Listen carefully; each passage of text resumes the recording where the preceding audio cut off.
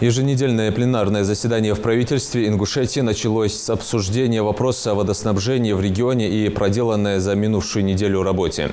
Как сообщил исполняющий обязанности министра энергетики и ЖКХ Умар Султыгов, наблюдались временные ограничения подачи воды в связи с частыми порывами.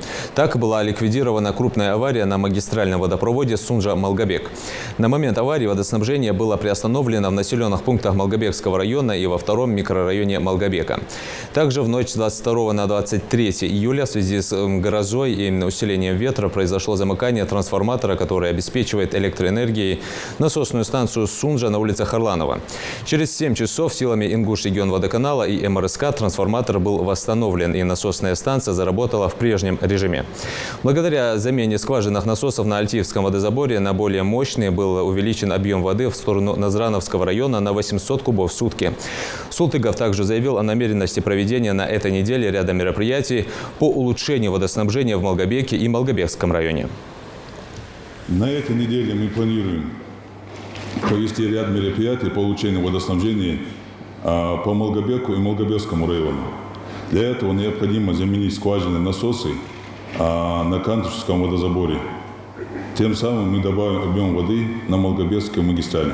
Там дебит воды позволяет, и там на сегодняшний день в рабочем состоянии 26 глубинных насосов и 14 скважин стоят, но, скажем так, 8 скважин раскулачены, но там много работы надо провести.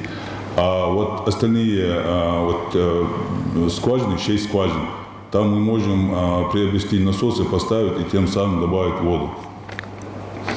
На этой неделе мы планируем там установить уже 3 насоса. Тем самым мы добавим там объем воды 2300 кубов в сутки. Больший акцент мы ставим на Малгобекский район и Назрановский район, потому что вот эти населенные пункты, там воды не хватает, и по тем районам проводится основная работа. Ну и комплексно по всему территории республики проводится работа.